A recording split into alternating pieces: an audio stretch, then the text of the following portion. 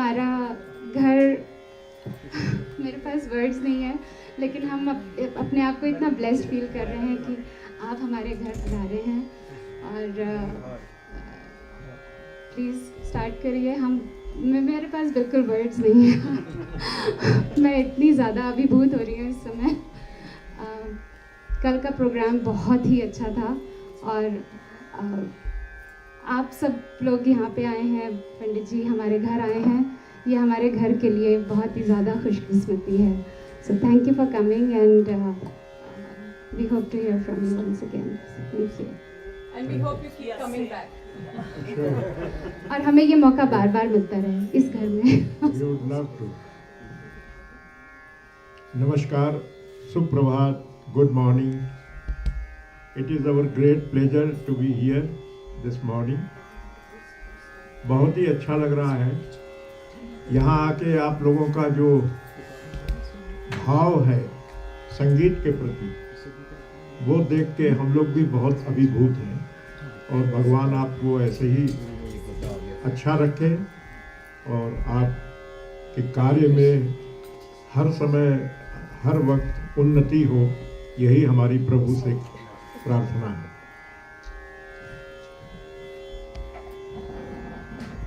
आज का ये बैठक जो है हरजीत जी ने रखा है, तो इसमें हम क्या करना चाहेंगे, आप लोगों की क्या इच्छा है, वो पहले आप बता दें, फिर हम अपनी इच्छा बताएंगे।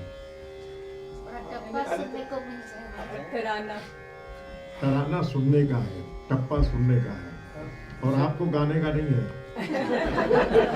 उससे पहले मेरी एक रिक्वेस्ट होगी जी। आप वर्ल्ड टूर पे हैं, भैरव से भैरवी तक सभी जानते होंगे शायद उसका मतलब क्या है, पर मैं ये चाहूँगा आपके शब्दों में अगर आप थोड़ा सा ये बताएं, आपने वही टाइटल क्यों सेलेक्ट की, भैरव से भैरवी तक? और मेरा भी रिक्वेस्ट है थोड़ा सा ख्याल तो कल सुना बहुत अच्छा, और पहले तो हम लोग सीखना भी चाहेंगे, साथ में थोड़ा सा अगर आप गवा देंगे तो वो साथ की तरह हम लोग प्रैक्टिस करते रहेंगे।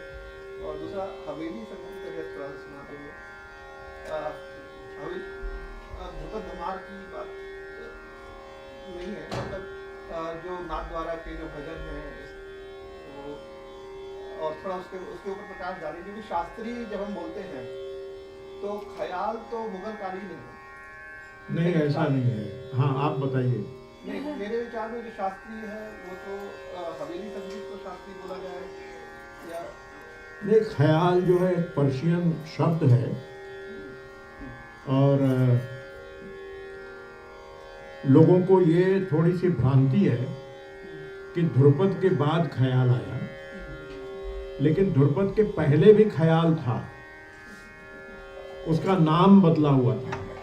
वो प्रबंध गान, निबंध गान, छंद गान के रूप में था, और जब बाद में मुगल साम्राज्य आया, उसका प्रभाव हुआ, तो अमीर खुसरो साहब भी आए और ख्याल की अवधारणा हुई, तब से ख्याल जाने लगा। नहीं तो हमारे यहाँ तो ध्रुपद, धमार, और उसके पहले प्रबंध गान, निबंध गान, छंद गान, माठा, परमाठा, ये सारी शैलियाँ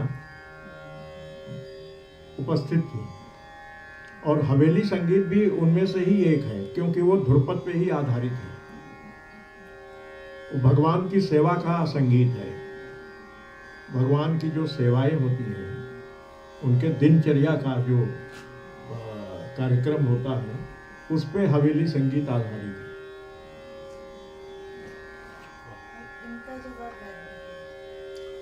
हाँ, सलोनी जी आपका जवाब देंगे। सलोनी जी से मैं, हाँ हाँ, माइक ले, सोफे पे नहीं माइक ले,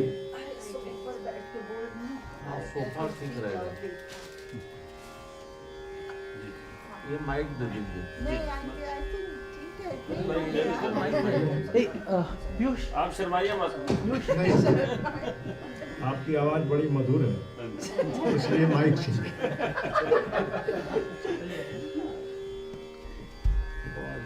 भैरव से भैरवी तक का जो नाम है, उसके बारे में नेक्स्ट बात करेंगे, पहले कंसेप्ट के बारे में बात करें तो बेसिकली इंग्लिश हिंदी दोनों मिक्स चलेगा ना? हाँ, सो बेसिकली 2-3 रीजंस थे ये वर्ल्ड टूर के लिए.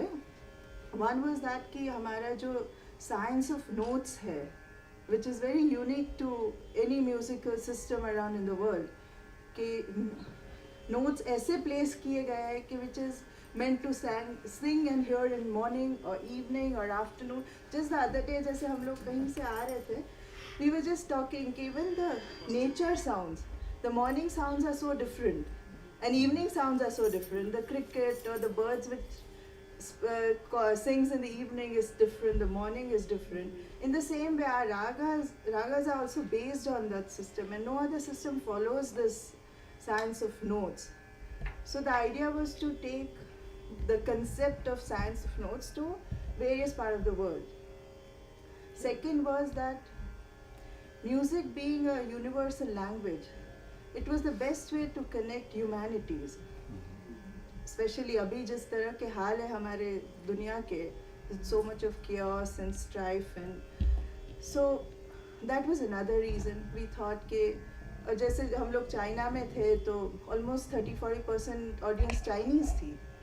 So you know, language doesn't stop. Language is not a barrier when it comes to music.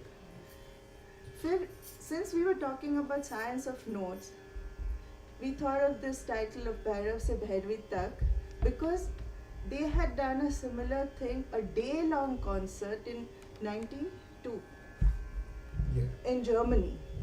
वहाँ के कोई वो कॉन्सर्ट के बारे में पंडित जी बताएंगे जो जर्मनी में कॉन्सर्ट हुआ था. हाँ, उल्म एक छोटी सी जगह है जर्मनी में. वहाँ हम लोग टूर कर रहे थे यूरोप का. तो वो जो ऑर्गेनाइजर थे उन्होंने कहा कि हमने सुना है कि आपके यहाँ राग का टाइम सर्कल है. तो हमने उनको थोड़ा सा ब्रीफ किया कि मॉर्निंग मेलोडी है, फिर आफ्टरनून है, फिर लेट आफ्टरनून है, फिर अर्ली इवनिंग है, फिर नाइट रागास है, ऐसे करके. तो उन्होंने कहा कि I want to organise a concert for three concerts in a day. तो हमने कहा कि बहुत अच्छी बात है, 3 कॉन्सर्ट कर रहे हैं तो 3 कॉन्सर्ट के पैसे दे दीजिए. फीस भी 3 होना चाहिए. तो ही एग्री. तो उल्म में वो ऑर्गेनाइज किया उन्होंने. सुबह 10 बजे से 12 साढ़े 12 बजे तक एक कॉन्सर्ट हुआ. फिर 4 बजे से 6 बजे तक हुआ, और फिर 7 बजे से रात को 10 बजे तक हुआ. तो उसका नाम भैरव से भैरवी नहीं था, लेकिन ये कॉन्सेप्ट लेके उन्होंने प्रोग्राम किया. और उन्होंने एक पैकेज टिकट बेचा सबको, जिसमें कि ब्रेकफास्ट, लंच और टी, स्नैक्स सब इंक्लूडेड थे. तो इसकी चर्चा हमारे मित्रों से हुई. तो उन्होंने पूना में एक प्रोग्राम रखा, बहुत बाद में 2008 या 2010 में 2010 में. तो पूना में 2 दिन हुआ, 7-7 घंटे का, सवेरे 6:30 से लेके, और फिर दूसरे दिन 4 बजे से लेके रात को 11 बजे तक. सिर्फ हम ही लोग थे. तो उस कॉन्सेप्ट को लेके एक प्रोग्राम बॉम्बे में हुआ, षणमुखानंद हॉल में, जो सुबह से लेके रात तक हुआ, 14 घंटे. और उसमें हम ही लोगों ने गाया, और पब्लिक पूरी भरी हुई थी, एंड कोई भी गया नहीं, and they were very happy to hear. उसके बीच में थोड़ा लेक्चर डिमॉन्स्ट्रेशन टाइप भी था. कुछ क्वेश्चंस भी हम लोग लेते थे ऑडियंस से, और उसका आंसर करते थे. तो सलोनी जी को ऐसा लगा कि भैरव से भैरवी तक एक टाइटल रखा जाए, जिसका वर्ल्ड टूर बनाया जाए, और पूरे विश्व में हमारे भारतीय शास्त्रीय संगीत की स्वर लहरियाँ दिलों को जोड़ने के लिए बांटा जाए, प्रस्तुत किया जाए. और इसमें ये भी ऑप्शन है, जैसे हमने काफ़ी जगह ऑप्शंस दिए थे कि आपको दिन के 3 प्रोग्राम करने हैं, same the whole gamut of ragas. That was an option. सुबह शाम के प्रोग्राम करने हैं, वेरियस टाइमिंग्स, ताकि जो राग जनरली सुनने नहीं मिलते हैं। तो लंदन में जैसे हमारा कॉन्सर्ट, पहला कॉन्सर्ट है 1 बजे दोपहर में, 1 से 3:30 का कॉन्सर्ट है, and next concert is 7:30 to 10:30। So you know various timings. जैसे हमने बैंगलोर में किया 7:30 बजे का कॉन्सर्ट था, दिल्ली में 10 बजे का रखा था। जैसे अहमदाबाद में कभी 8 बजे से पहले कॉन्सर्ट्स ही नहीं हुए हैं, वहाँ 5 बजे का कॉन्सर्ट रखा था। So you know various timings पे जो राग हमको जनरली सुनने नहीं मिलते हैं, तो फोकस वाज दैट कि one can you know experience the various moods of ragas. तो इस हिसाब से भैरव से भैरवी वाज बेसिकली मेंट कि it's a bouquet of ragas. लेकिन दोनों ही तो सुबह का राग है। कौन सा? भैरवी एंड में किया जाता है, एंड में इसीलिए। किया जाता है। हाँ, वो ये इसलिए है कि भैरव से हमारे रागों की शुरुआत होती है। तो भैरव के बहुत सारे प्रकार हैं, नट भैरव और अहिर भैरव, आनंद भैरव, बहुत सारे भैरव के प्रकार हैं। तो वो भैरव के प्रकार से फिर हम लोग धीरे धीरे तोड़ी में जाते हैं, तोड़ी के प्रकार होते हैं। फिर उसके बाद हम लोग सारंग के प्रकार में जाते हैं। फिर उसके बाद मुल्तानी और पटदीप और भीमपलास, मधुवंती, ये प्रहर आता है। फिर उसके बाद मारवा, श्री, शाम के राग शुरू होते हैं। फिर पूरिया, जोग, बागेश्वरी, बिहाग, रात को मालकोस, फिर दरबारी। तो अंत में जो भैरवी गाने की प्रथा है, भैरवी का मतलब है कि द एंड। भैरवी के बाद फिर कुछ गाना बजाना होता नहीं है, क्योंकि भैरवी को सदा सुहागिन रागिनी कहा गया है। और भैरवी एक ऐसी रागिनी है जिसमें आप 12 सुर का इस्तेमाल कर सकते हैं और उसके इतने कलर्स बना सकते हैं। तो इसलिए विद्वानों ने सोचा कि भैरवी अंत में गाया जाए, ताकि इसी से इतिश्री हो जाए। तो भैरव से शुरू करके भैरवी तक, ये कॉन्सेप्ट। Thank you.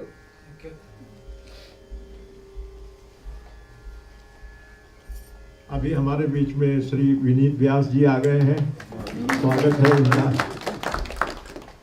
कल आप लोगों ने सुनाई ही तबला। हारमोनियम पे श्री सुमित मिश्रा जी हैं।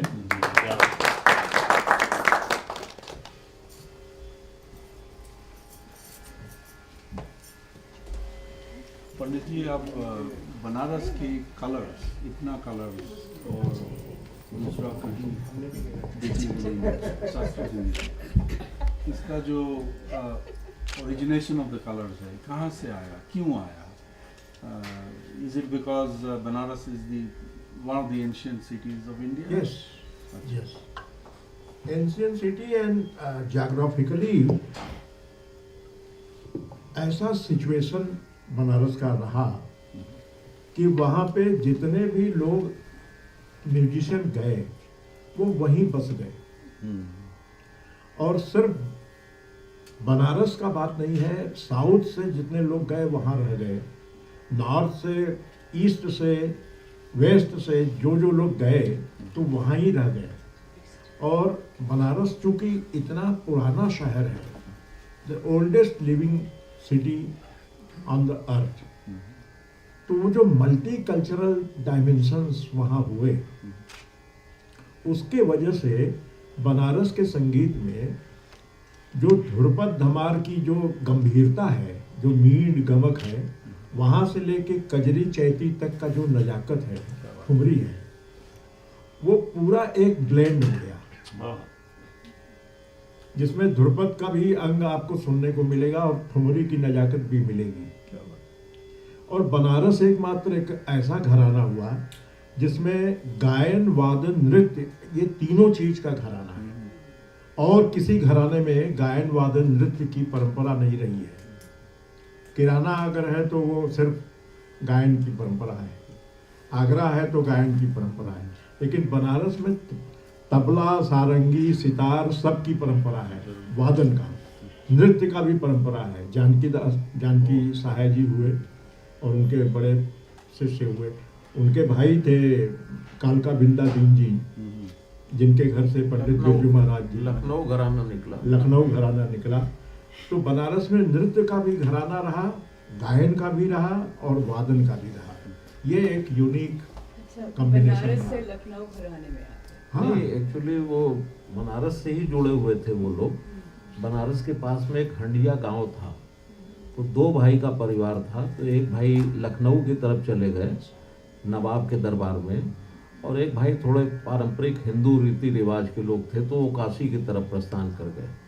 तो ऐसे वो 2 जगह बट गए वो लोग। तो हंडिया जो गांव है वो बनारस के ही अंदर में आता है। हाँ, डिस्ट्रिक्ट बनारस से ही आता बनारस। था किसी जमाने में। नवाब के पास गए मतलब ये बहुत बाद की बात है, जब नहीं, ये जब करीब मुगल आ 300 साल पुरानी बात है। आसफउद्दौला जो नवाब थे, उनके यहाँ वो गए ईश्वरी प्रसाद जी, और फिर उनके पुत्र हुए ये अपने कालका बिंदा दीन जी। तो नवाब वाजिद अली शाह के दरबार में ये बिंदा दीन महाराज जी उनके वो गुरु थे, और नवाब मतलब बाकायदे गंडाबंद शागिर्द हुए थे और डांस करते थे वो। और ब्रिज को लेके मतलब खास करके मथुरा वृंदावन को लेके उनके अंदर में बहुत बड़ा प्रेम और सम्मान था। तो अक्सर वो रास वहाँ पे अपने यहाँ रास का कार्यक्रम करते थे, शौकीन थे। तो बहुत ही म्यूजिकल पर्सन थे। उन्होंने बहुत सारी बंदिशें लिखी हुई हैं जिनको निर्गुण में, जैसे बाबुल मोरा नैहर छूटो जाए, जो बड़ा फेमस है, ये वाजिद अली शाह का लिखा हुआ है। लेकिन वो मतलब हिंदू सॉन्ग भी मतलब नहीं, संगीत में हिंदू मुस्लिम कुछ नहीं है। संगीत में अल्लाह ही है, इबादत है। नहीं, लेकिन प्रभाव जो देखा जाता है ज़्यादा, जैसे आपने मीर खुसरो का नाम लिया, और जो शब्द भी जो देखे जाते हैं, जैसे बीच में सूर तुलसी मीरा भी हुए, तो सूर तुलसी मीरा के पद कितने गाते हैं लोग? बहुत गाते हैं भजन के रूप में। हाँ, हम लोग बहुत गाते हैं। भजन में गाते हैं। हाँ। और शास्त्रीय संगीत में जैसे नहीं, जो देखिए शास्त्रीय संगीत और भजन, ये भजन सिर्फ भजन कहने से भजन नहीं होता है। भजन में जब तक भाव नहीं आए तब तक नहीं होता है। जो पद है वो गेय पद हो, वो भजन हो जाता है। और शास्त्रीय संगीत का जो ख्याल है वो उसका मीटर अलग है। अब जैसे साधो रचना राम बनाई, अब इस मीटर में गा रहे हैं। अगर इसको हम ख्याल भी बनाना चाहें, बना सकते हैं। साधो रचना राम बनाई। हाँ, तो हुआ नहीं है। ये होना चाहिए, लेकिन हुआ नहीं है। होना चाहिए का बात नहीं है। क्या क्या होना चाहिए और क्या नहीं होना चाहिए, we are not here to decide. It has been decided by our ancestors. जो ऋषि मुनियों ने बैठ के कंदराओं में सुरों को खोजा है, जो स्वर की गहराई को खोजा है, वो उन्होंने राग की रचना की। भैरव, मालकोस, दरबारी, बिहार, बिहागड़ा, ये आज के रचना नहीं है। और इसमें इतनी सच्चाई है, इतना जीवंत है कि अभी तक आपको भैरव का नाम सुनने को मिल रहा है। इन शब्दों की वजह से शब्द जो है जी, तो शब्द जो भातखंडे जी ने, जो विश्व दिगंबर पुलिस्कर जी ने जो कोर्ट वगैरह में जो होते थे वो इकट्ठे किए जी। लेकिन जो सूर कवि तुलसी के जो शब्द हैं वो क्यों नहीं इकट्ठे हुए? इकट्ठे तो है ही हैं, ग्रंथ में वो संयोजित हैं। संगीत में नहीं, वो भी संगीत तो- का वो बात भी तो नहीं। राग देखिए, पहले ध्रुवपद गाया जाता था, ध्रुवपद में तो वो जो था संस्कृत के श्लोक भी गाए जाते थे, और उसको हवेली संगीत में उसको संरक्षित कर दिया, और वो सिर्फ मंदिरों में ही गाया गया हवेली संगीत। हवेली संगीत क्यों नहीं बहुत ज़्यादा प्रचलित हुआ? इसका जवाब आपसे मैं मांग रहा हूँ। नहीं, मुझे नहीं मालूम, होना चाहिए। हाँ, तो हवेली संगीत देखिए एक दायरा होता है कि उसका पवित्र वातावरण होता है, हर चीज हर जगह गाने योग्य नहीं होता है, तो वो मर्यादित ढंग से उस चीज को रखते हुए उन्होंने वहीं दायरे में रखा। मंदिरों में अभी भी वृंदावन में भी गायन वादन होता है और अपने श्रीनाथ द्वारा में भी होता है, अपने तिरुपति में भी होता है। तो हर जगह का एक मर्यादित एक मर्यादा रखते हुए वैसे गानों का चयन हुआ ताकि वो वहाँ गाया बजाया जाए। मुगल का पीरियड बहुत लंबा था, जिसकी वजह से मुगल का असर बहुत हुआ, उनको रिझाने के लिए बंदिशें बनाई गई और वो बहुत प्रचलित हो गई। और जब बड़े बुजुर्ग जो अच्छा गा के गए हुए हैं और वो अच्छा लगता है तो हम भी गाते हैं। तो उस तरीके से तालीम की परंपरा, इसमें कोई ऐसा वो नहीं है कि उसको क्यों नहीं करवाया गया, क्यों नहीं गीता पढ़ाया गया सबको, ये कोई बात नहीं है। ये सिर्फ तो जैसे मंदिरों का सिटी है, बनारस में मंदिरों का बहुत प्रोग्राम होता है और हर जगह होता है, हर मंदिर में। बनारस में कम से कम आप जाएंगे तो 35-36 हजार मंदिर आपको मिलेगा, एक मंदिर नहीं। लेकिन हर मंदिरों पे श्रृंगार होता है और हर मंदिरों पे लोग आते हैं और इन बंदिशों को सुनते हैं। और हमारे यहाँ जो बंदिशें बनी हैं वो भक्ति रस की भी बहुत सारी बंदिशें हैं। मतलब सवाल ये है कि आप क्या गा रहे हैं और आपका भाव क्या है। आप उसको श्रृंगार में भी देख सकते हैं, लास्य में भी देख सकते हैं और भक्ति में भी देख सकते हैं। उदाहरण आपको देता हूं, जरा छेड़ना भैया।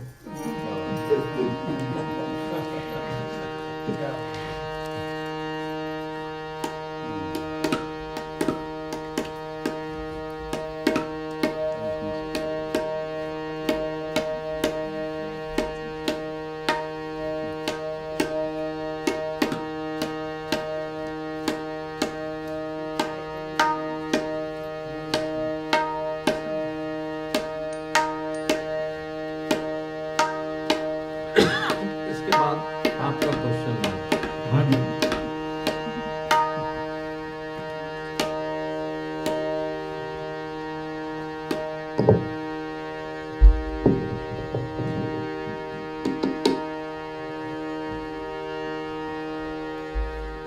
मां शारदे जगत जननी, मां शारदे जगत जननी, मां शारदे जगत जननी, मां शारदे जगत जननी, मां सुरन के कृपा मोख, सुरन के कृपा मोख कर दे वरदे, मां शारदे जगत जननी, मां शारदे जगत जननी।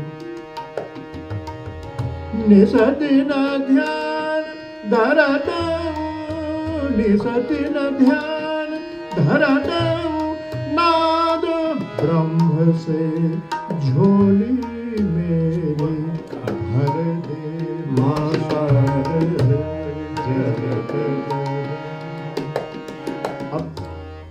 अब इसमें कहीं भी मीरा या सूर से कम बात है।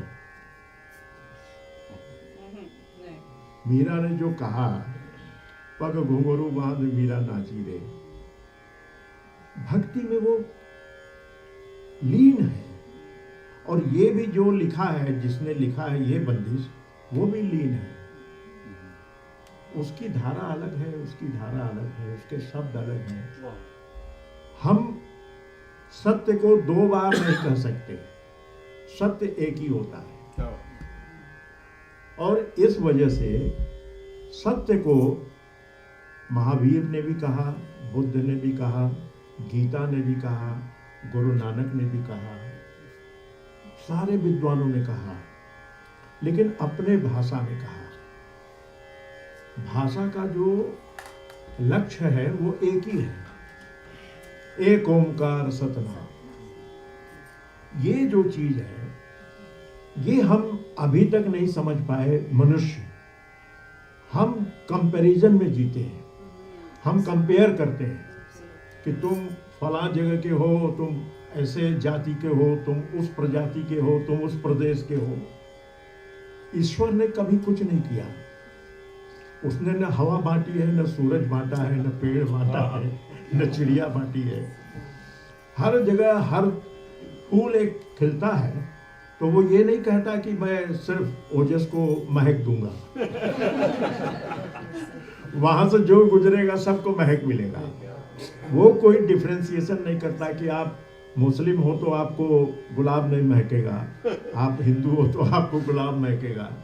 ईश्वर ने कभी भी कुछ भी बांटा नहीं है।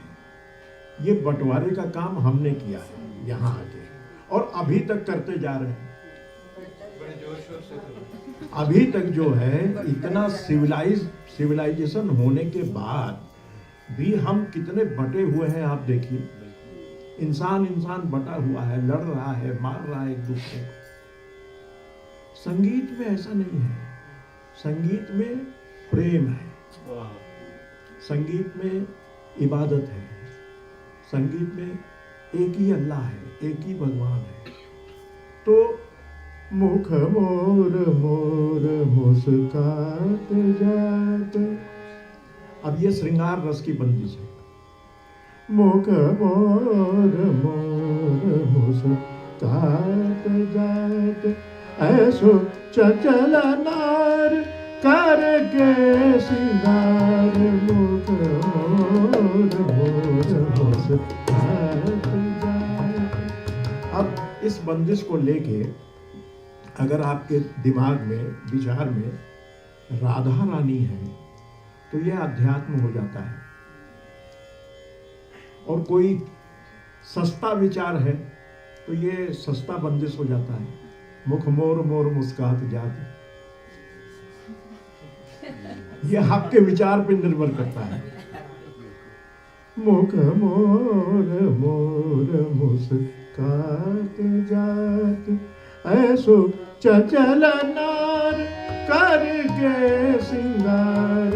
मुख मोर मोर मुस्कात जात। ये अपना अपना परसेप्शन है कि आप किस चीज को कैसे लेते हैं। लोग कहते हैं ना कि भजन गाओ, हम तो कहते हैं कि जो हम ख्याल गा रहे हैं वो भी भजन ही है।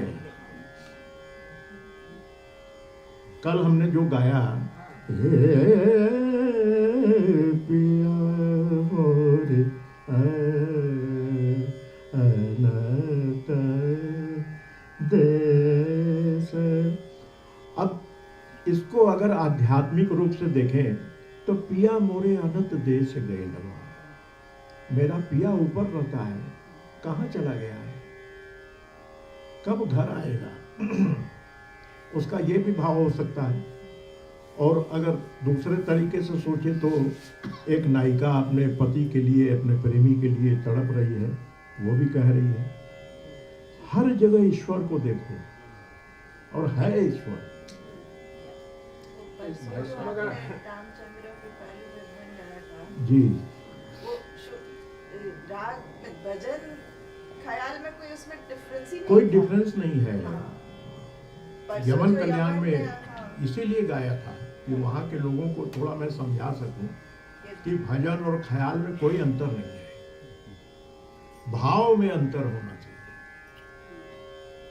इंस्ट्रूमेंटल में तो ये प्रश्न नहीं आता है, मगर ख्याल में जब आप गाते हैं ना, वहीं जहाँ वहाँ रंग गुजारे या सौतन के संग या सास ननद, इसमें आध्यात्म आप कैसे देख सकते हैं?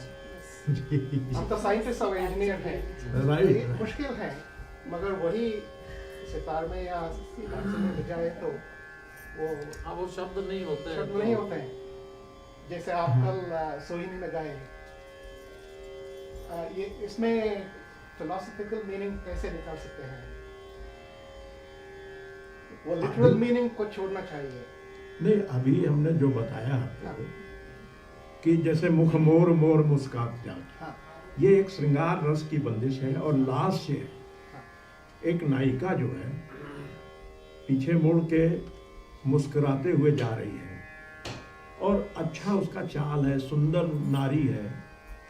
ये एक कवि की कल्पना है। अब जैसे आपने वो कल सुना बंदिश, काहे अब तुम आए हो, अब ये बात कृष्ण की प्रेमिका राधिका भी कह सकती है ना, काहे अब तुम आए हो, काहे अब तुम आए। अब वो 4 दिन से कृष्ण आए ही नहीं, 4 दिन के बाद आ रहे हैं, तो राधिका भी गा सकती है ये गाना, राधा भी गा सकती है और आपकी प्रेमिका भी गा सकती है अगर आप 4 दिन बाद आए। तो ये सोशल प्रॉब्लम का डिस्कशन भी हो सकता है ना? सोशल प्रॉब्लम ही आध्यात्मिक प्रॉब्लम है। अब ये समझिए, आध्यात्म से ही सोशल प्रॉब्लम है। आध्यात्म से ही तो हम जन्मे हैं और आध्यात्मिक तरीके से ही हम रह रहे हैं। हमने अपने आप को बहुत जटिलता में बांध लिया है। बुद्धि हमारा जो क्या हुआ है मानव जीवन के साथ कि हर काम हम इंटेलिजेंस, हम अपने दिमाग से करने लगे। हृदय हमारा सूख गया। हृदय से हम कुछ बात सोचते ही नहीं, हमेशा हम फायदा और नुकसान का सोचते हैं।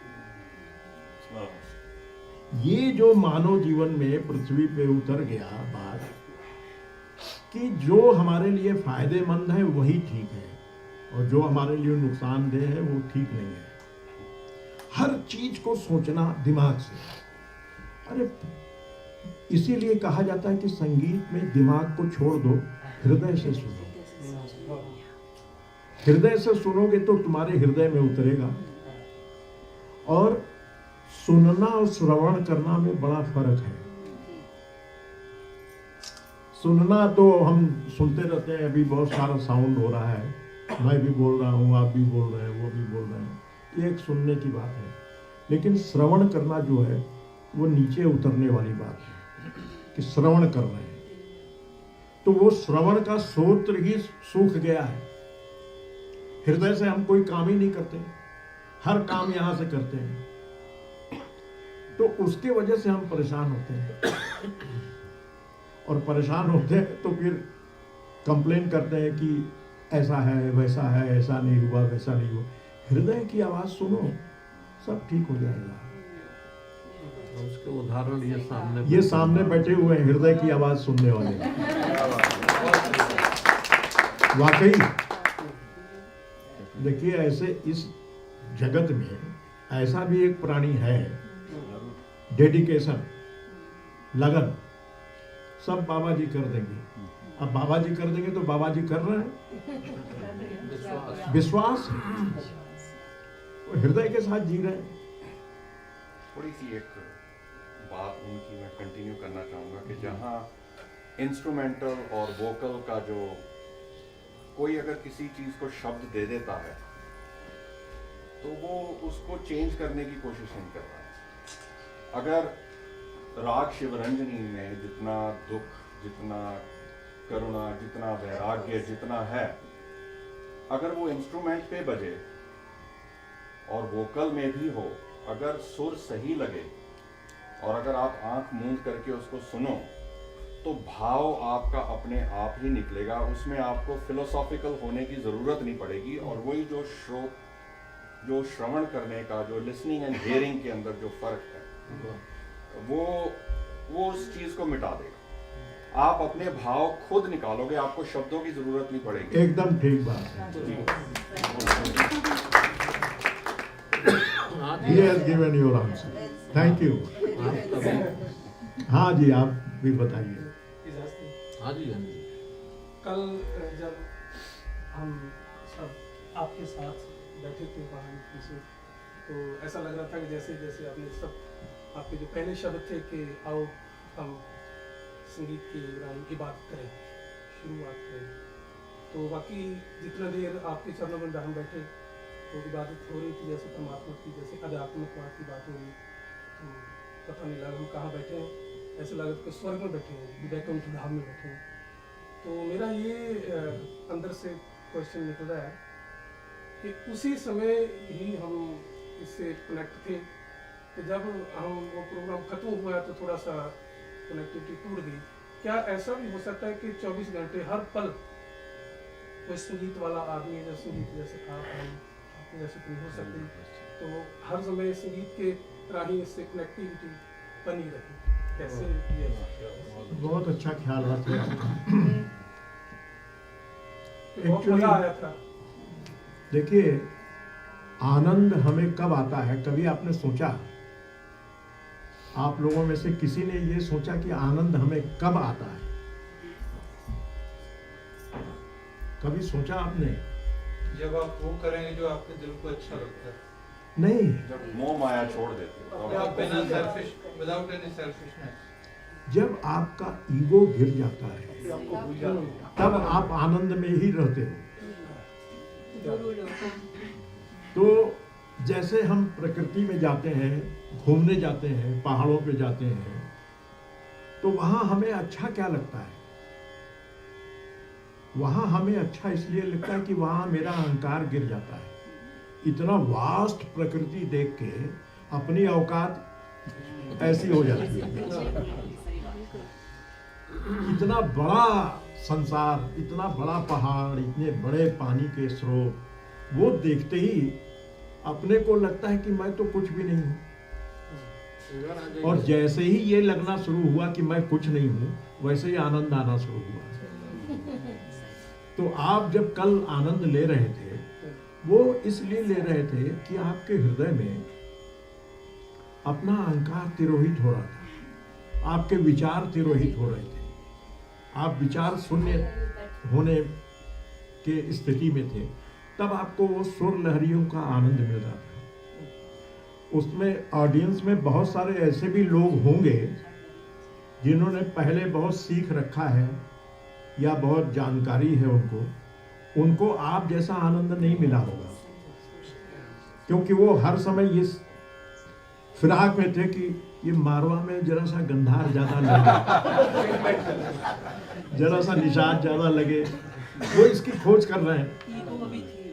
हाँ, नहीं मतलब पहले से सीखे हुए हैं, पहले से जानकारी है। तो बायस्ड मेंटेलिटी जो है, प्रेजुडिस माइंड जो है, वो आपके अहंकार को गिरने नहीं देता। आप अगर विनम्र हो के कोई भी संगीत सुने, हमारा ही संगीत नहीं, आप वेस्टर्न क्लासिकल भी सुनिए और ये दिमाग को अलग रख के सिर्फ आंख बंद करके सुनिए, तो आपको वैसा ही आनंद मिलेगा। संगीत संगीत है हर जगह। उसमें हम जब बीच में आ जाते हैं दीवार बन के, तो वो आनंद देने नहीं देता है, लेने नहीं देता है। जब हम अपनी दीवार गिरा देते हैं तो बस आनंद आना शुरू होता है, और वो आपको आया। बहुत बहुत आप भाग्यशाली हैं, बहुत। God bless you. जैसे आपने वो अभी पहले जो आप बोल रहे थे, आशीर्वाद दे रहे थे कि संगीत की कोई जाति नहीं होती, जैसे मुस्लिम है, हिंदू है, कोई भी है तो है, और संगीत ही होता है। क्या ये जैसे अभी आपने ये भी बोला था कि हम ये कर रहे हैं कि जो हम ही बांट रहे हैं, है जी? तो इसका सोल्यूशन हो सकता है क्या?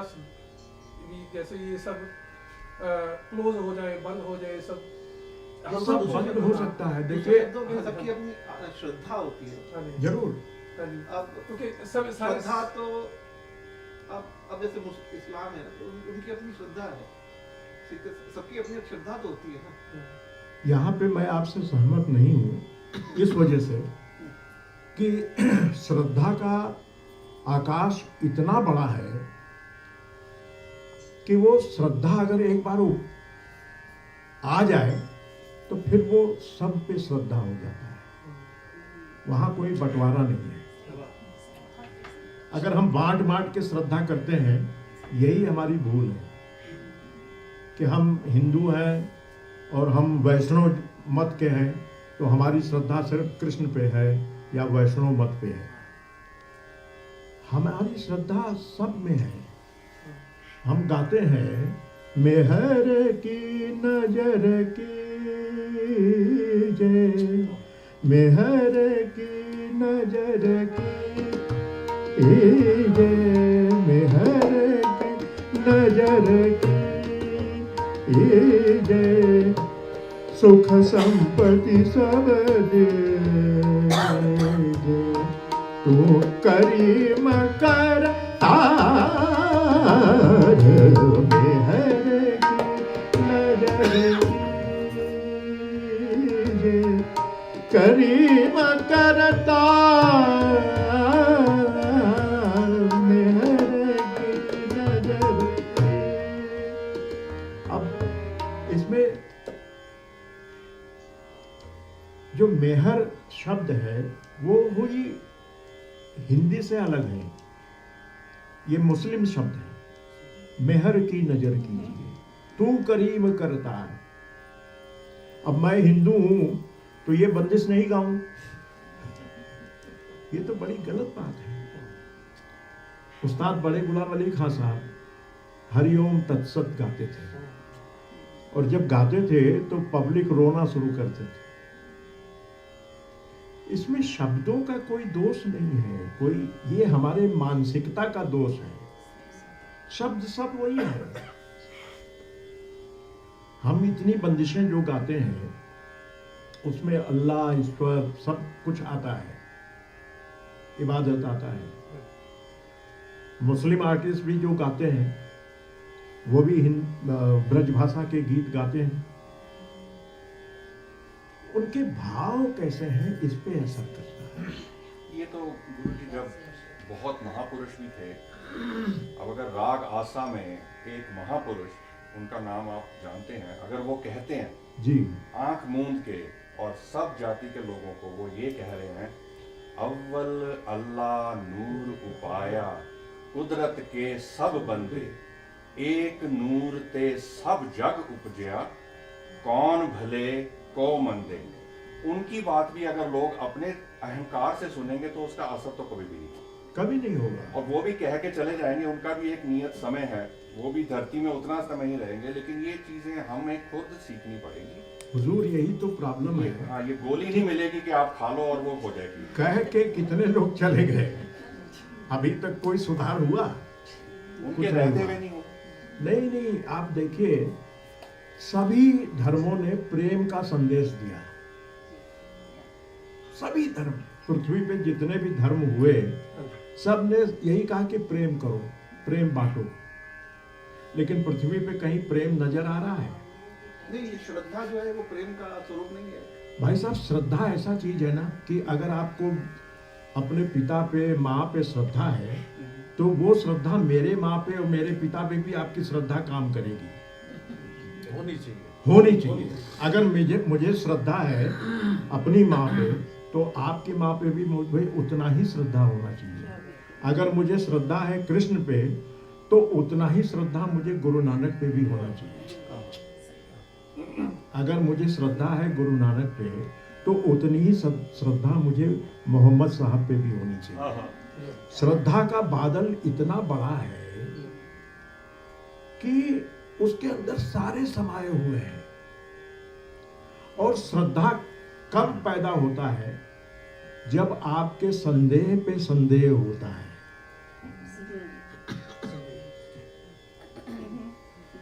आप जो संदेह करते हो उसके ऊपर जब संदेह आता है तब श्रद्धा का फूल खिलता है।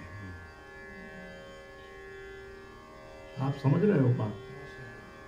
जो आपको संदेह है, हमें संदेह है कि अगला आदमी हमारा गला काट लेगा या हमको ठग लेगा या हमारा पैसा ले लेगा।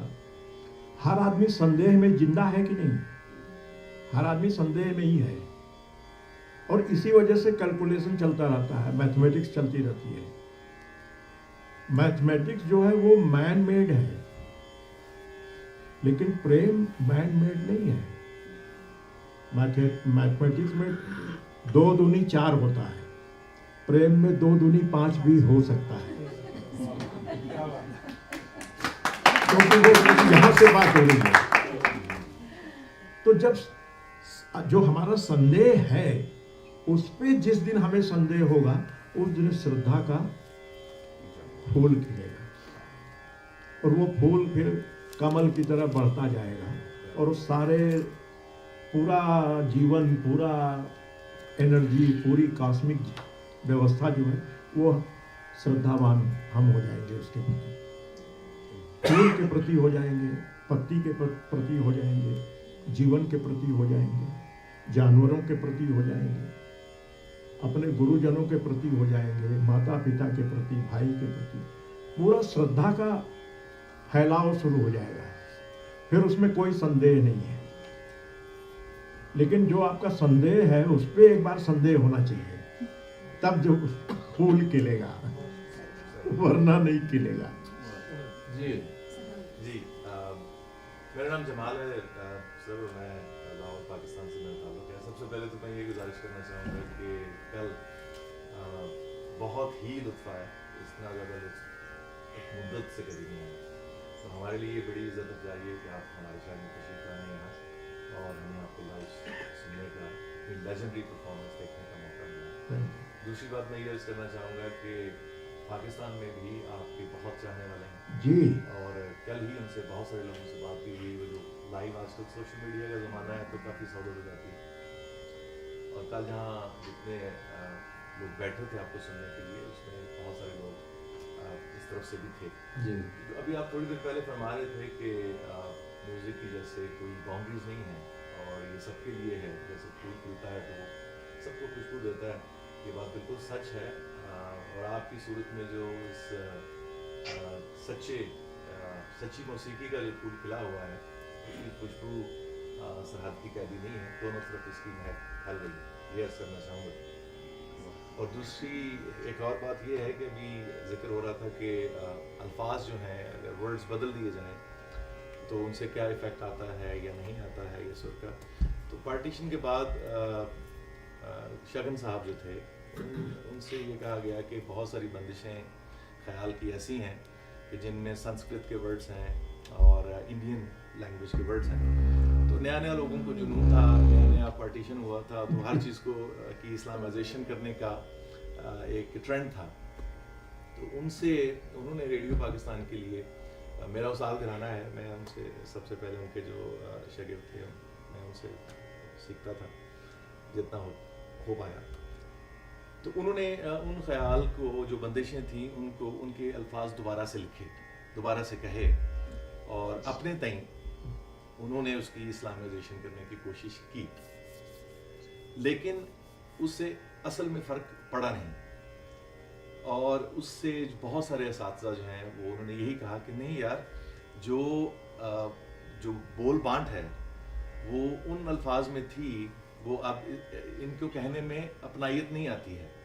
तो दोबारा से वही बंदिशें जो मुख्तलिफ स्कूल्स और अकेडमीज़ थी उनमें वही ओरिजिनल जो वर्जन्स थे उन्हीं को ही प्रेफर किया गया। तो मकसद कहने का ये है कि अल्फाज कोई भी हों, जो भी आपने फरमाया वो बिल्कुल सच और बड़ी हकीकत बात है कि बाट तिलक सब चुनरी रंगदारी अगर हो, या उसको आप कोई दूसरे अल्फाज दे दें कि पगडंडी पे चली गोरी, कोई फ़र्क पड़ेगा नहीं। असल बात यह है कि आप कितना ज़्यादा प्योरली इंडल्ज्ड हैं उसमें और कितना ज़्यादा आप उसको मोहब्बत से अपनाते हैं।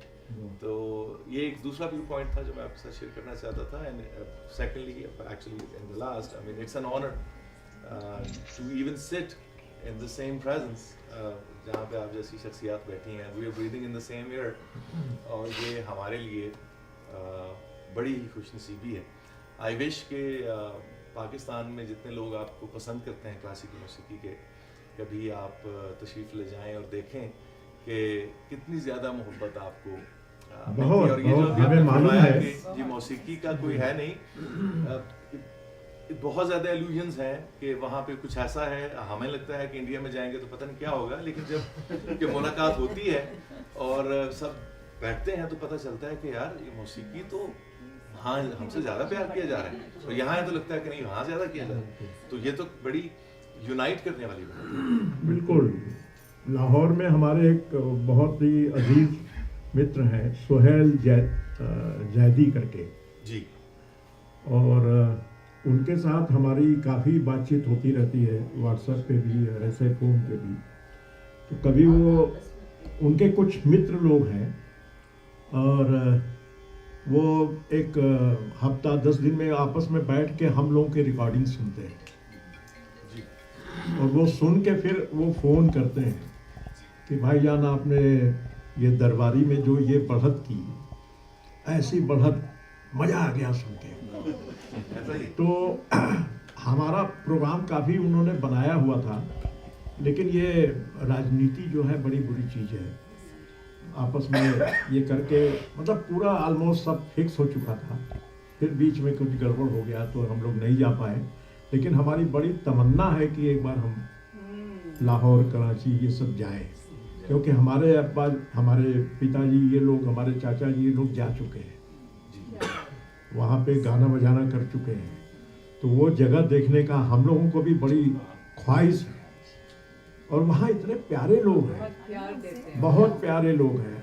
एक तो पाकिस्तान से एक सज्जन आए थे, वो हम लोगों के प्रोग्राम में 3-4 जगह साथ में घूमे और वो मिल नहीं पा रहे थे। पहले तो दिल्ली में आए, प्रोग्राम सुना उन्होंने और हमारी भेंट नहीं हो पाई। बहुत सारे लोग घेर लेते हैं ना प्रोग्राम के बाद, कोई फोटो ले रहा है, कोई ऑटोग्राफ ले रहा है, तो बेचारे मिल नहीं पाए। तो उनको पता लगा कि दूसरे दिन कलकत्ता में है, तो कलकत्ता चले गए एयर टिकट खरीद के, वहाँ भी नहीं मिल पाए। तो वापस दिल्ली आए तो कहीं से फ़ोन किया उन्होंने कि मैं आपको दिल्ली में भी नहीं मिल पाया, कलकत्ता में भी नहीं मिल पाया, मैं कब मिलूँगा आपसे। हमने कहा कि आप आ जाइए घर पे। तो घर आए और उनको हमने 5-6 CDs अपनी दी और उन्होंने कहा कि हम लोग हर 8-10 दिन पे बैठते हैं और आपका ही संगीत सुनते हैं। तो ये प्यार है और उस प्यार को खोजने के लिए हम लोगों की बड़ी तमन्ना है कि एक बार हम लोग जाएं वहाँ। और बड़ी खुशी होगी। उसकी वजह यह है कि ये अब तो बहुत रिच है क्लासिकी मौसीकी में, और बहुत काम हो भी रहा है, और काम करने पे कोई पाबंदी भी नहीं है और सुनने वालों की कमी भी नहीं है। लेकिन पाकिस्तान में बदकिस्मती से कह लीजिए कि क्लासिकी मौसीकी पे बहुत ही कम काम हो रहा है और इतनी ज़्यादा लोगों में अवेयरनेस भी नहीं है, गवर्नमेंट की तरफ से सरपरस्ती भी नहीं है। और अपनी अपनी जगहों पे जैसे उस्ताद सलामत हुसैन की फैमिली है या पटियाला घराना है या शाम 84 है, ये लोग अपनी अपनी जगह पे काम कर रहे हैं। वो अगली वाली नस्ल तो अल्लाह को प्यारी होगी, उनके जो बेटे हैं वो करते हैं, लेकिन बहुत कम है और वैक्यूम बहुत ज़्यादा है। तो लोग तो इंतज़ार में हाथों हाथ लेते हैं, अगर कोई आप जैसी शख्सियत आए तो क्या ही बात होता है। जरूर ये बंधन टूटेगा, एक बार सबको ख्याल आएगा कि हम इंसान हैं। भैरव से भैरवी तक वाले वर्ल्ड टूर में सोचा भी था और अभी भी सोच रहे हैं। आप किसी को बोलिए, हम करें। जी जरूर कोशिश करेंगे। वाह जी, ओके जी। हम तो खुशकिस्मत हैं कि यहाँ इस मुल्क में होने की वजह से आप जैसे अच्छे आर्टिस्टों के साथ मुलाकात हो जाती है। पाकिस्तान में होते हैं तो वही स्क्रीन पे ही देख के तो तरस रहे होते। बहुत अच्छा लगा जमाल भाई आपसे बात। इसके बाद जमाल जी हम बात करते हैं जी वसीम अब्बास से म्यूजिक वेव से लाहौर से जी साईं जरूर जी को लेके आए थे नॉर्थ अमेरिका में जी। उनसे हम कांटेक्ट करते हैं और इनका प्रोग्राम बनवाते हैं। क्या बात हो जाए, वाह, क्या बात हो जाए, बहुत ही अच्छा। अच्छा, एक सवाल था कि वो ठुमरी का मतलब क्या हर वक्त वो राधा कृष्ण जी के वही उस ठुमरी में के वही सिर्फ वही विषय होता है कि दूसरा भी कुछ हो सकता है? नहीं, भक्ति रस भी है ठुमरी में, सिर्फ श्रृंगार रस नहीं है। सिर्फ राधा कृष्ण जी ही उनका विषय है कि दूसरा कुछ भी हो सकता है? राधा कृष्ण के संबंध को आध्यात्म की दृष्टि से देखें तो ऐसा संबंध ही नहीं है।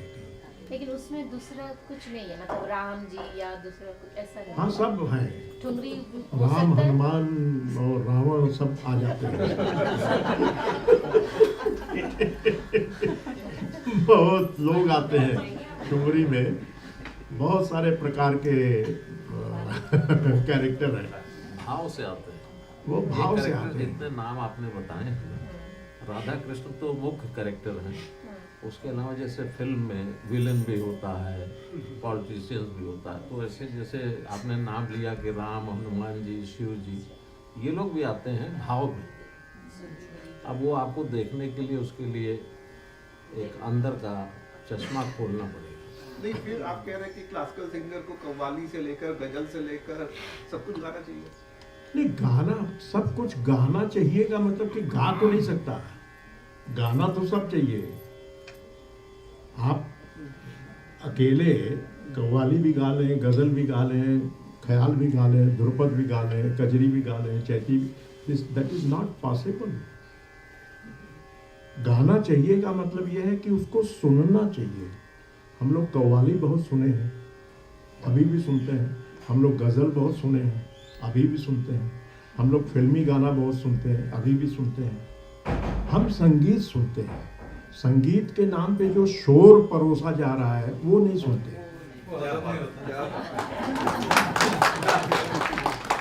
संगीत के नाम पे आज शोर हो गया है, कान खराब हो जाता है। आपको मैं दिखाऊं, हमेशा मैं लेके चलता हूँ ईयरबड, ये इसमें है। कहीं भी लाउड म्यूजिक होता है तो धीरे से लगा लेता हूँ।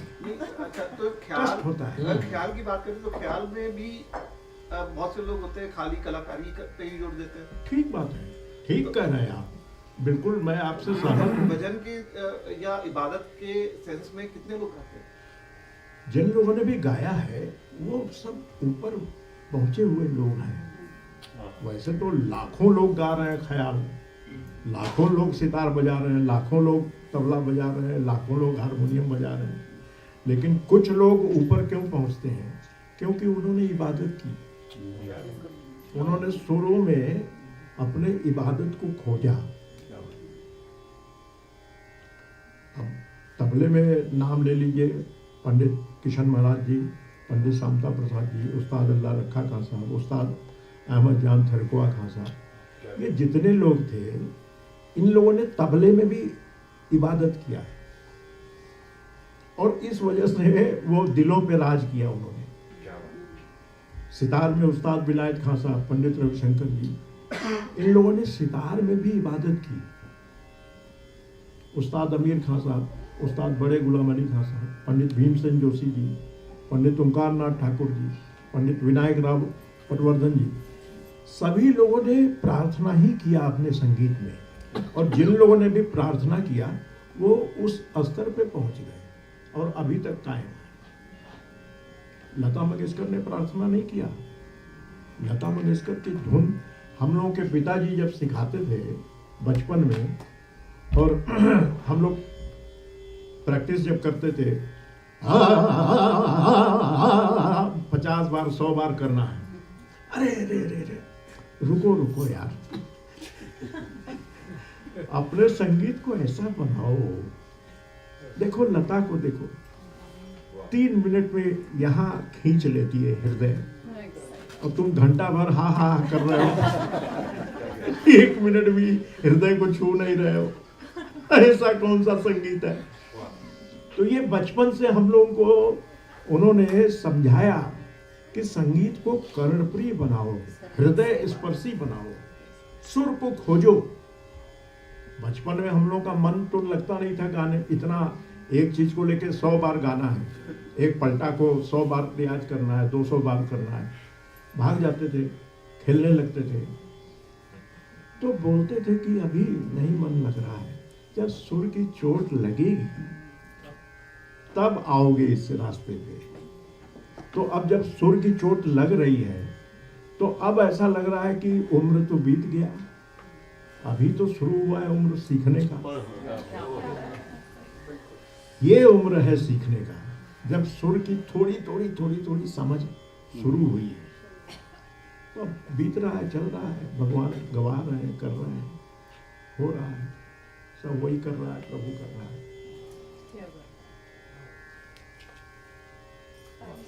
गुरुजी, एक प्रश्न है। आपने अभी बात किया था वो राग का प्रकार का बारे में, काफी कुछ 2 राग जोड़ के काफी कुछ बनाया। तो कुछ राग ऐसे है कि जैसे मारू बिहाग है या आहिर ललित आई बेरा, तो ये बहुत सुना जाता है मारू बिहाग बिहाग। मारू राग या तो कुछ है, किसी ने मैंने कभी सुना नहीं है, या आहिर करके राग, ये लोग गाते क्यों नहीं और इसका जानकारी हमें मिलता नहीं? नहीं, आपका कहना बिल्कुल ठीक है। ये जितने भी दो राग हैं, जैसे तिलक कामोद है, श्याम कल्याण है या मारू बिहाग है, ये दो राग हैं, लेकिन वो दोनों राग का जो मिलन है वो इतना प्रचलित है कि मारू को खोजने का समय नहीं है अभी। मारू कहाँ है? मारू की बंदिश अभी सुनाता हूँ, देखिए। रात के अलसाए पियरवा, रात के अलसाए पियरवा, सजरिया नहीं आए पियरवा, रात के अलसाए पियरवा। अब इसमें देखिए पंचम को अवॉइड किया जा रहा है। रात के अलसाए पियरवा, निसा गमा बनी, ये बिहाग है। निसा गमा बनी सा नि दा प म ग म ग रे सा, रात के अलसाए। शुद्ध मध्यम लगाएंगे तो बिहाग होगा, तीव्र मध्यम लगाएंगे तो मारू होगा। निसा गमा ग म ग गम धनी धनी प म ग सारे सारे नी, रात के अलसाए पियरवा, सजरिया पियरवा, रात के अलसाए।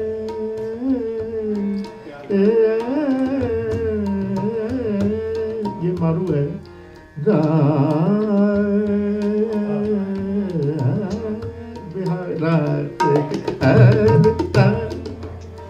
तो बिहाग को मारू के साथ ऐसा मर्ज किया कि वो एक राग बन गया। वैसे ही तिलक कामोद में है, वैसे ही श्याम कल्याण में है। जो दो रागों का नाम है वो एग्जिस्ट करते हैं, ऐसा नहीं है कि एग्जिस्टेंस नहीं है उनका। एग्जिस्टेंस नहीं होता तो वो दो राग बनते ही नहीं, लेकिन वो लुप्त हो चुके हैं। हमारी कितनी विद्या लुप्त हो चुकी है, कितना कुछ सब जा चुका है। थोड़ा सा जो बचा है उसी को हम बचा लें तो ये बहुत प्रभु की कृपा हो। फिर इसी चीज को आगे पीढ़ी को जाने के लिए कुछ, मैं तो कहता हूं कि भैया यमन साध लो, खत्म करो बात। एक साधे सब सधे और सब साधे सब जाए। यमन का गंधार सद गया तो जितने शुद्ध गंधार वाले राग हैं सब सद गए। भोपाली जो है इतना बड़ा राग है, 5 सुर का राग है, इतना विशाल है, इतना बड़ा है कि पहले बचपन में हम लोग खूब धड़ल्ले से गाते थे भोपाली, लेकिन जब शुद्ध कल्याण सीखा, जब देशकार सीखा तो भोपाली से डर लगने लगा। वो डर इसलिए लगने लगा कि शुद्ध कल्याण कहीं नहीं मिक्स हो जाए इसके साथ, कहीं देशकार की छाया नहीं आ जाए इसके साथ। तो जैसे जैसे आपका ज्ञान बढ़ता है वैसे वैसे आप बहुत नाजुक होते जाते हैं। उस समय में आपके टूटने का बहुत भय रहता है। जैसे जैसे आप ऊपर पहुंचते हैं वैसे वैसे गिरने का भय ज्यादा हो जाता है। आप यहाँ से गिरोगे कोई चोट नहीं लगेगा, आप ऊपर से गिरोगे तो माथा सर फट जाएगा। तो ऊपर जाने का सबसे बड़ा खतरा है गिरने का, कि गिरे तो गए।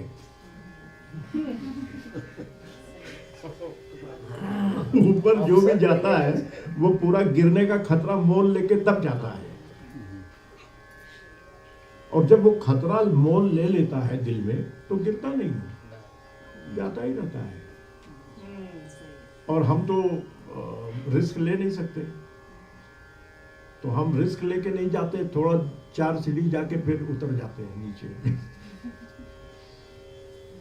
जब भी कोई भी किसी भी चीज में ऊपर जाएगा तो उसको नीचे आने का भय ज्यादा हो जाएगा, और आएगा वो भय तो फिर एकदम जाएगा वो। तो साहस जो चीज है वही धार्मिक चीज है। धार्मिक लोग करेजियस होते हैं। जितने भी धार्मिक लोग हुए हैं आप देखिए, वो पूरे समाज से अलग व्यवस्था है। आज हम उनकी पूजा करते हैं, लेकिन जब वो लोग हुए थे तो पूरा समाज उनको तिरस्कृत कर रहा था। आज हम उनको, आज है नहीं तो हम फोटो लगा के अगरबत्ती दिखाते हैं, लेकिन जब वो थे जिस समय में, उस समय सब उनकी निंदा करते थे कि बड़ा विचित्र आदमी है कृष्ण, गोपियों के वस्त्र भी हर लेता है, 16,000 गोपियां रखी हैं, लड़ाई भी करवाता है, महाभारत भी करवाता है, ये भी करवाता है, वो भी करवाता है। तो गए कृष्ण, अब अगरबत्ती दिखाओ।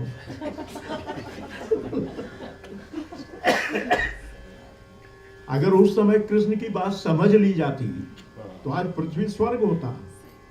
गुरु नानक की बात समझ ली जाती तो आज प्रेम का संसार लहर बहता है।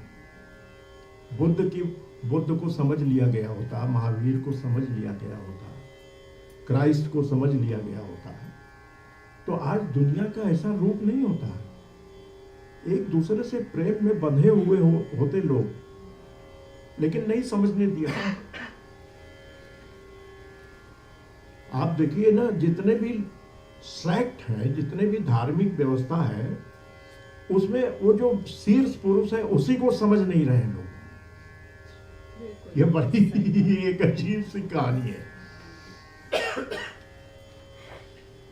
मोहम्मद साहब जैसा दयावान व्यक्ति हुआ ही नहीं पृथ्वी में। अब उन्होंने धर्म के रक्षा के लिए तलवार उठा लिया, तो जितने तलवार वाले लोग थे सब देखे कि अरे ये तो बड़ा अच्छा धर्म है, तलवार लेके धर्म हो सकता है, आ जाओ जुड़ जाओ। मोहम्मद साहब के हृदय को कोई नहीं देखा कि वो दया कितनी है अंदर से उनके अंदर, कि उस धर्म के रक्षा के लिए उन्होंने तलवार उठाया। अब यहां लोग तलवार उठा के मार डाल रहे हैं। कृष्ण ने चक्र उठा लिया, उठा लो भैया, मंदिर बना दो, ये कर दो, वो कर दो। अरे प्रेम कितना बोया उसने, प्रेम का संदेश कितना दिया है, इस पे आपका नजर नहीं है। आपको सुदर्शन चक्र दिख रहा है कि जरा सा गलत बोले कि चक्र फेंक के गर्दन काट दो। और वो सुदर्शन चक्र धर्म की रक्षा के लिए है। वो कोई विशेष मानव धर्म, हाँ, विशेष धर्म के लिए नहीं है कि हिंदू धर्म के लिए चक्र उठा है, वो पूरे पृथ्वी के धर्म के लिए चक्र उठा है। गुरु गोविंद सिंह का जो तलवार उठा है वो पूरे पृथ्वी के धर्म के रक्षा के लिए तलवार उठा है। और धर्म को भी हमने उसमें डिवाइड कर दिया है कि एक ही है धर्म। एक्चुअली धर्म जो, हाँ, न्याय पूर्णता जो, या जो मानव धर्म आप कह रहे हैं वो चीज़ है। धर्म ये नहीं कि रिलीजन्स अलग अलग हैं, spirituality and upliftment of human beings. धर्म के बारे में गुरु साहब ने लिखा जी, तजो सब भरम भजो अटाल भरम कौन नानक अटल एतर, तजो सब भरम भजो पार ब्रह्म कौन नानक अटल एतर। हाँ, ये परिभाषा उन्होंने ये लिखी जो आप बोल रहे थे, ये बिल्कुल सेम वही है। ये तो हमें अपना सब दुकान चलाना है, तो इसलिए हमने अपने आप को बांट रखा है कि भैया तुम भी अपना दुकान उधर चलाओ, मैं भी इधर चलाता हूँ, और तुम भी अपना उधर देखो, मस्ती से अपना भंडारा करो। पंडित जी, ये सब मानव का जो है व्यवस्था जो गड़बड़ है। हाँ जी भाई साहब। नहीं, आपको ख्याल में आपको इंस्टीट्यूशन माना जाता है, लेकिन टप्पा में भी आपको गढ़ माना जाता है, लेकिन टप्पा कल सुनने को नहीं हुआ। आज थोड़ा हाँ चलिए, देखिए बहन जी का भी फरमाइश था, थोड़ा थोड़ा सुना देता है।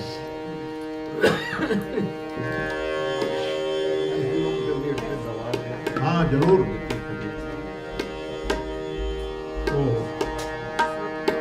इन लोगों का तो सुर बदलना पड़ेगा सबका। चलो एक सुना देते हैं, फिर उसके बाद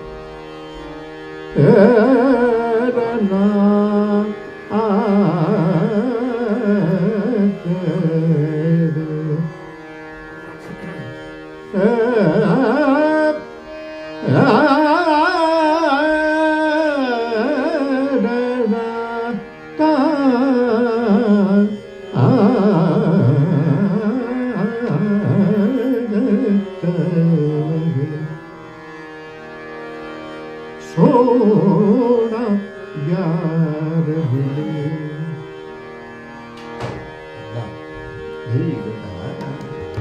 अब ये जो सिंधी पंजाबी लैंग्वेज है जिसमें सोना यार मिले, और सोना यार जो है वो भी यार हो सकता है और दूसरा भी कोई यार हो सकता है। सोना यार मिले, सोना यार मिले, सोना यार मिले, सोना यार मिले, सोना यार मिले, सोना यार मिले, मदनवर बेलीला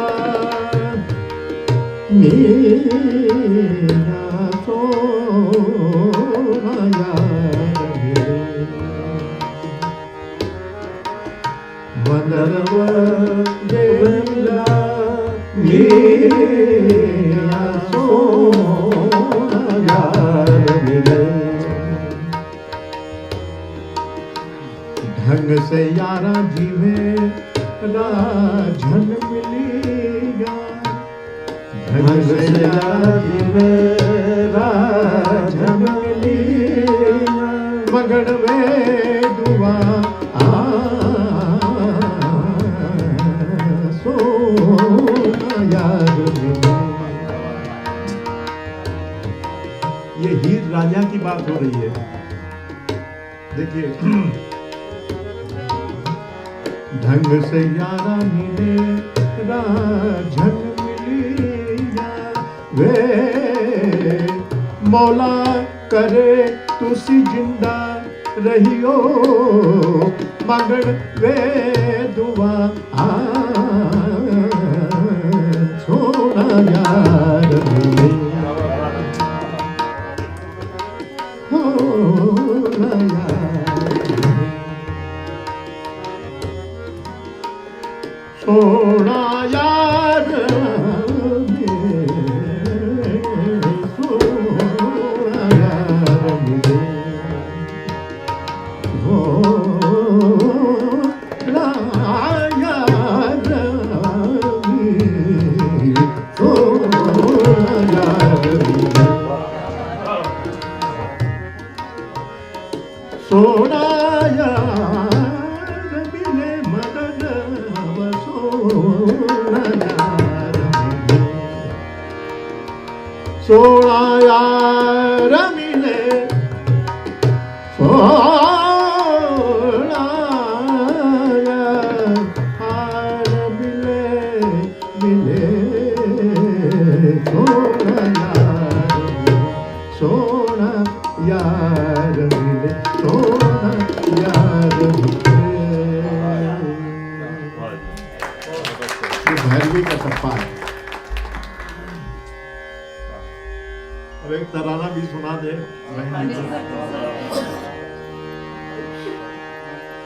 कौन है? हाँ शांति। अरे वाह, आनंद ले रहे हो।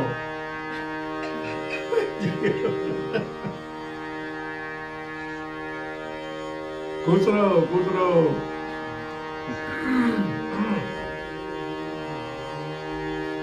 ना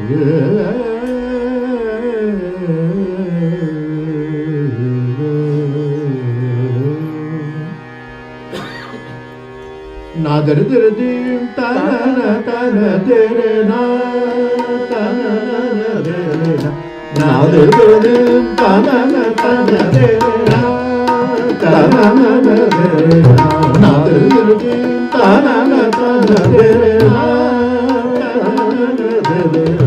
ना दर दर दीम ताना ताना तेरे ना ताना तेरे ना अलली अलली अलली यारी अलली अलली अलली यार।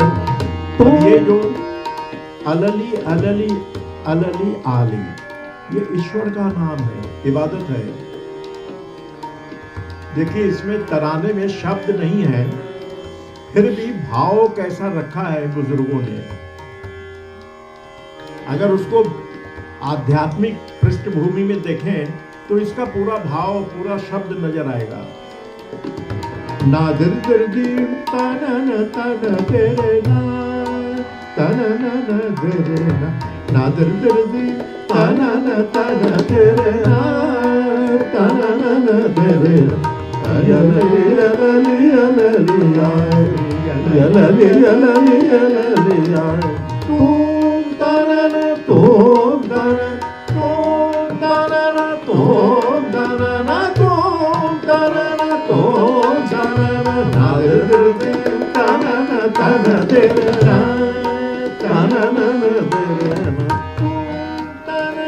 तू ही है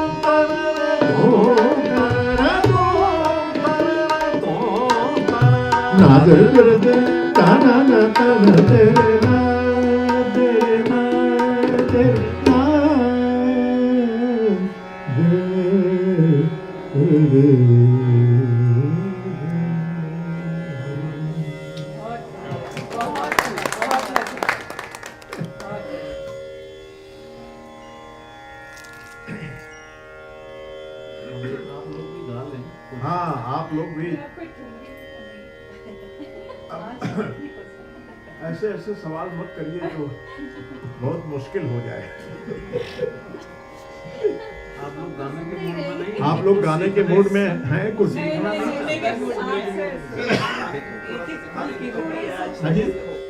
सिखा भी दीजिए। प्रोग्राम दृष्टि से अगर ये होता तब तो फिर उस हिसाब से हम लोग भी राग यमन को ही साथ में तो हो जाएगा। यमन कल्याण। अच्छा जी।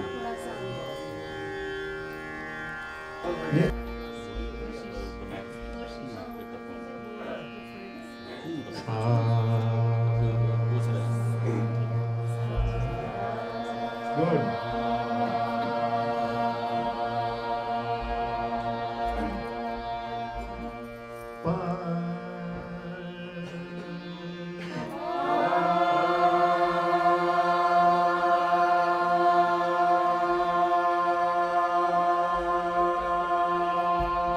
Good.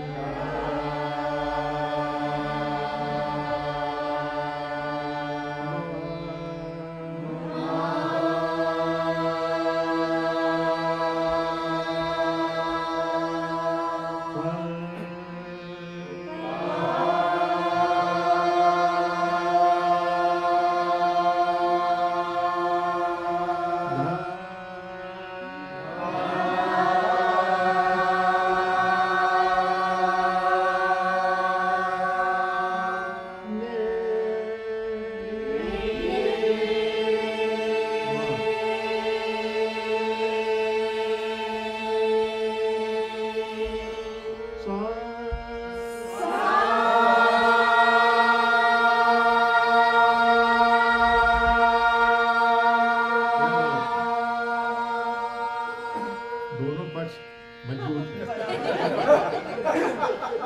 इधर से भी आ रहा है, इधर से भी आवाज जबरदस्त। ये पूरिया धनाश्री राग है और पूरिया धनाश्री में हमारे गुरुजी पंडित बड़े रामदास जी की रचना है, वो मैं आप लोगों को सिखाता हूँ। पहले इसका आरोह अवरोह 2-3 बार गा लें। नी रे ग म ध नि सा, नी रे ग म ध नि सा, नि ध प म ग रे सा, नि ध प म ग रे सा। Again.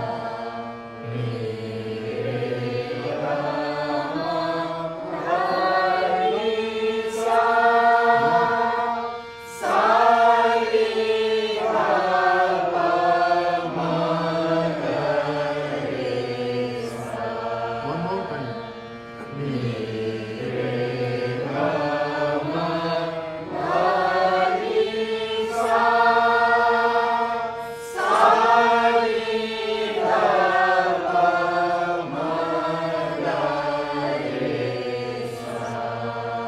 Very nice. इसका वादी स्वर जो है वो पंचम है और श्रमवादी स्वर षडज है, पूर्वी थाट का राग है।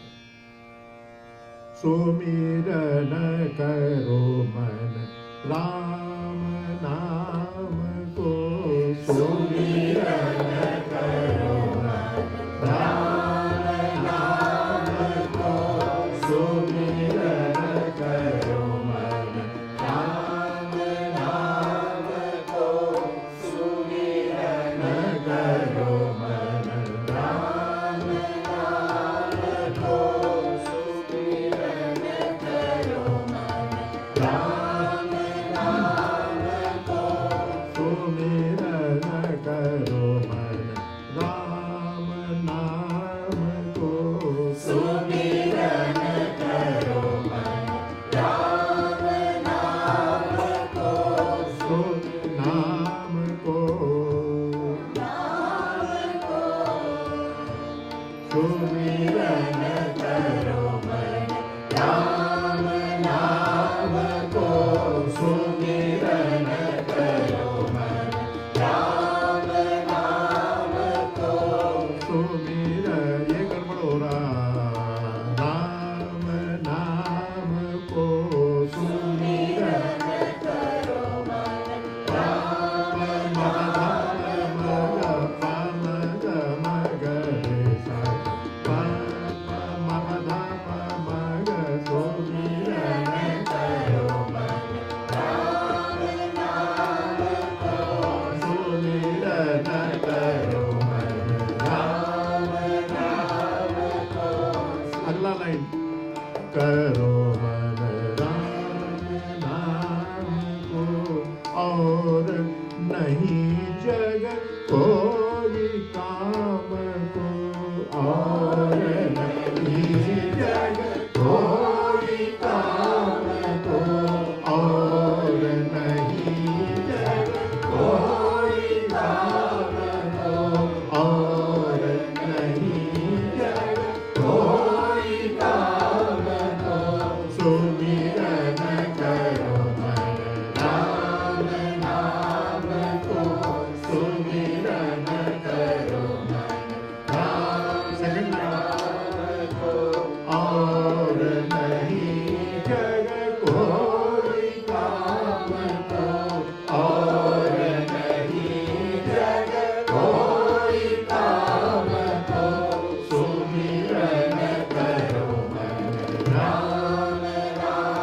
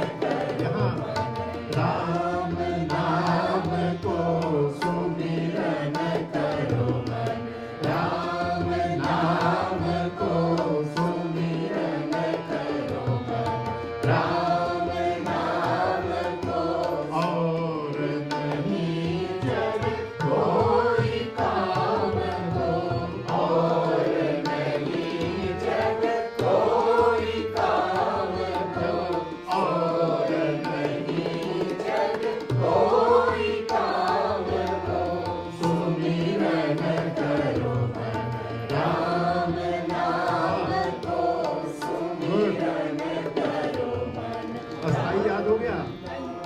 हाँ, अस्थाई। ओके, अंतरा की तरफ चले। जो चाहत मन इच्छा पूजत, जो चाहत मन इच्छा पूजत, जो चाहत मन इच्छा पूजत, जो चाहत मन इच्छा पूजत, जो चाहत मन इच्छा पूजत, जो चाहत मन इच्छा पूजत, जो चाहत मन इच्छा पूजत, जो चाहत मन इच्छा पूजत। रामदास भज राधे श्याम को, रामदास भज राधे श्याम को, रामदास भज राधे श्याम को, रामदास भज राधे श्याम को। सुमिरन करो मन राम नाम को, सुमिरन करो मन राम नाम को। जो चाहत मन इच्छा पूजत, जो चाहत मन इच्छा पूजत, जो चाहत मन इच्छा पूजत। रामदास भज राधे श्याम को, रामदास भज राधे श्याम को, रामदास भज राधे श्याम को। सुमिरन करो मन राम नाम को, सुमिरन करो मन राम नाम को। याद हो गया? लिख लीजिएगा, आपने रिकॉर्ड में किया है। अंतरा ठीक है? कोई कंफ्यूजन? जो चाहत मन इच्छा पूजत, जो चाहत मन इच्छा पूजत, जो चाहत मन इच्छा पूजत। रामदास भज राधे श्याम को, रामदास भज राधे श्याम को, रामदास भज राधे श्याम को। सुमिरन करो मन राम नाम को, सुमिरन करो मन राम नाम को।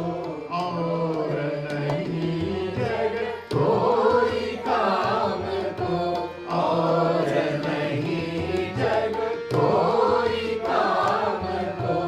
सुमिरन करो मन राम नाम को, सुमिरन करो मन राम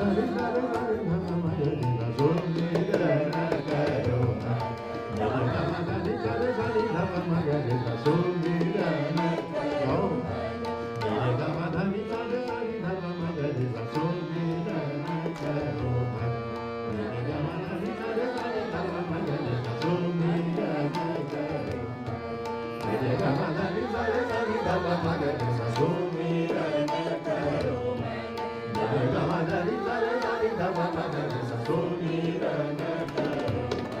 धनि सा धनि सा धनि सा नि ध म म ग रे सा सुमिरन करो धनि सा धनि सा धनि सा नि ध म म ग रे सा सुमिरन करो धनि सा धनि सा धनि सा नि ध म म ग रे सा सुमिरन करो म म म नि नि ग रे सा नि ध म म ग रे सा सुमिरन करो म म म नि नि ग रे सा नि ध म म ग रे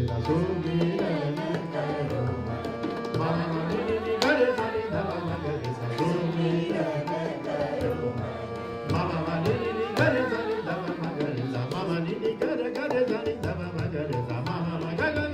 धनि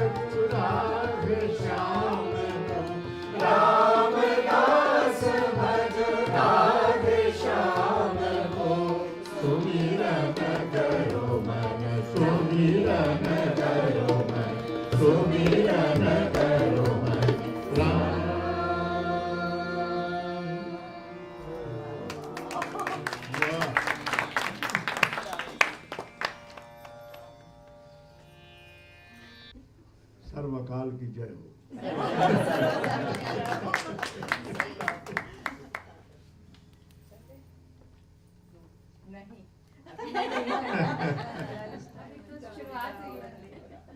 नहीं हम लोगों को तो लंच टाइम हो रहा है। लंच भी करना है आप लोग हाँ, को। 2 बज गया ना। हम्म, ये खाना पीना खिलाने मैं बनाती नहीं हूँ, जिम्मेवारी मेरी है। So,